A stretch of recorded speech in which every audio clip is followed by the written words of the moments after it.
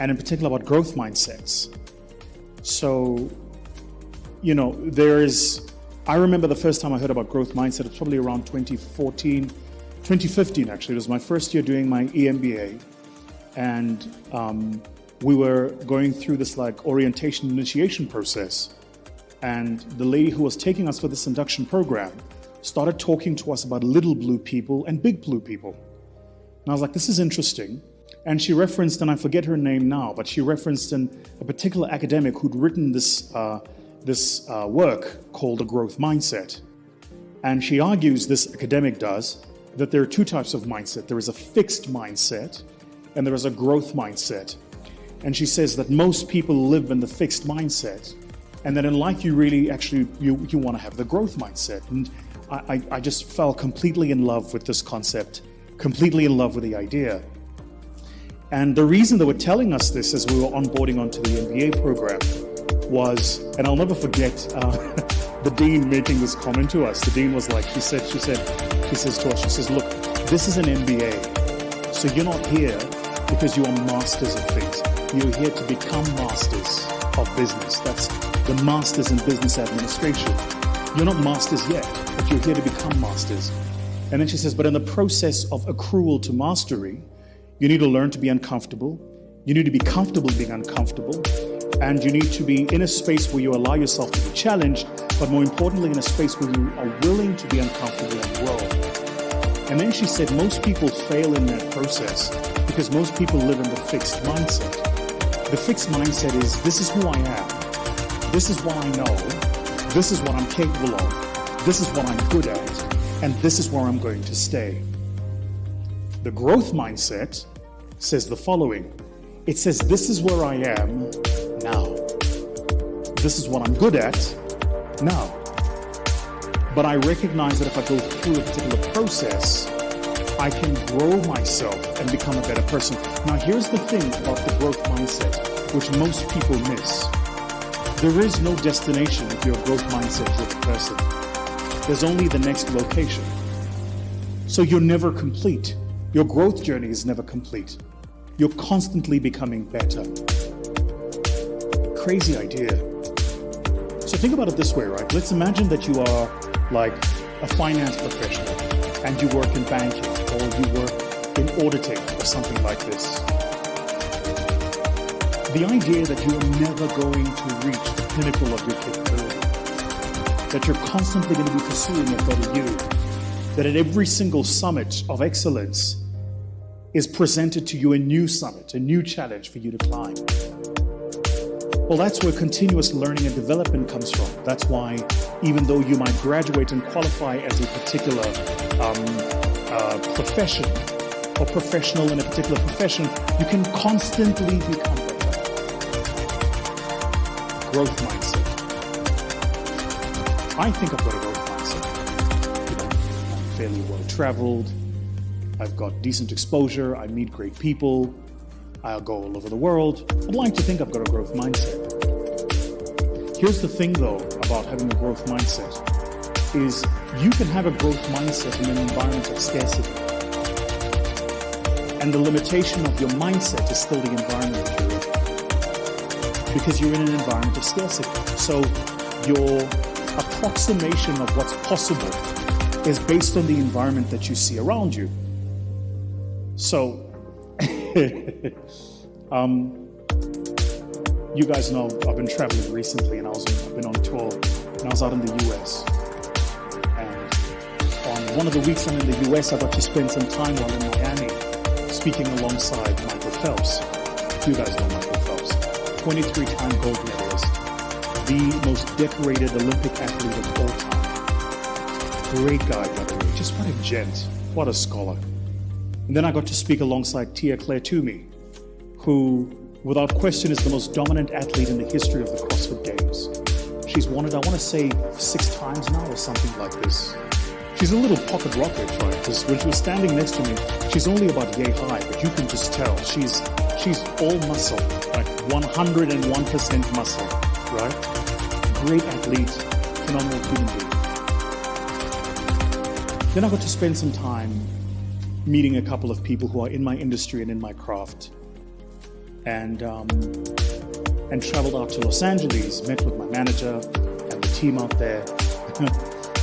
But while I was in Miami, I got to drive around in a beautiful Lamborghini Aventador this week. Credit to the people at MPH, by the way. Lee and the team at MPH Club, thank you so much for making that happen. And to my brother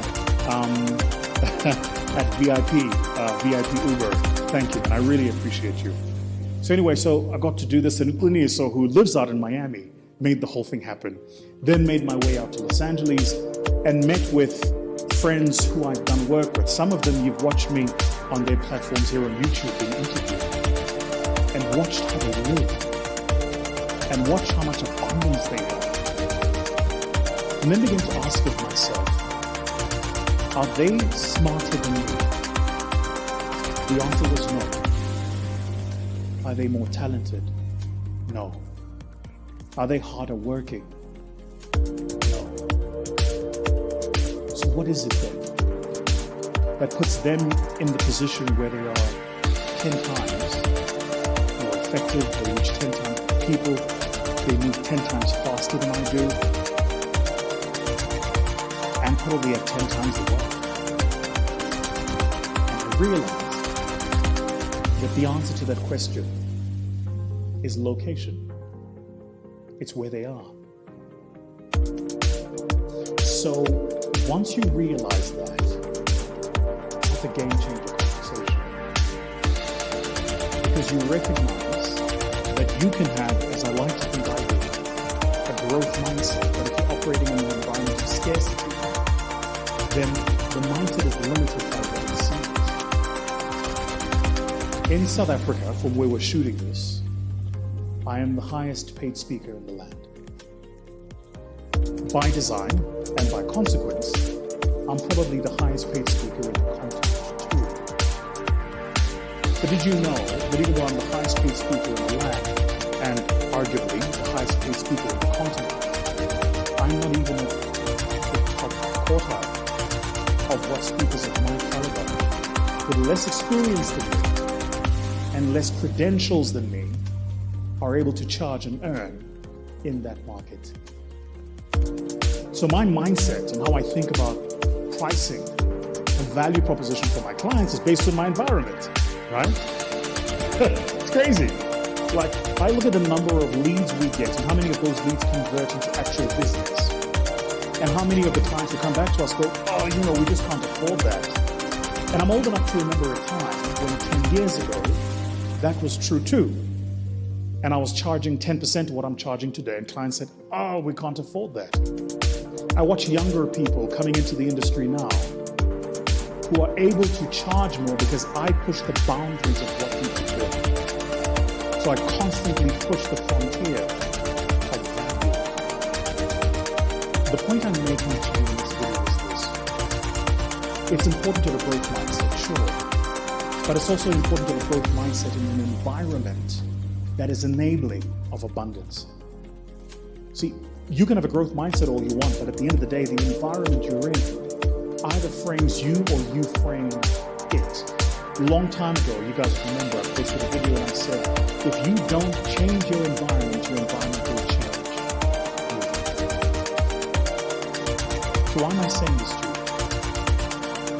Well, quite simply this. I think that particularly as Africans, we spend too much time pulling each other down and destroying each other for scraps because we have a mindset of scarcity. We spend too much time arguing over things that don't matter because we have a mindset of scarcity. We spend too much time taking hustlers and calling them scammers because we have a mindset of scarcity. And true, because we have the mindset of scarcity, scarcity results. This video is dedicated to those of you out there who can feel that you're better than where you are. This video is aimed at those of you out there who know that you're more capable than the people around you believe you are. This video is targeted at those of you out there who know you can do better, who want more, and are willing to do the work. My advice to you is this: have a mindset of growth. Force yourself into environments of abundance, not scarcity. And surround yourself only with conversations and with people who understand what is potentially possible, not only what has been achieved in the past. You see, the problem in the life of the people who live in the world of scarcity is sadly, they're not wrong. They live in the world of scarcity because that's the real world that they're in. It's got limitations. But in the world of abundance, we don't see the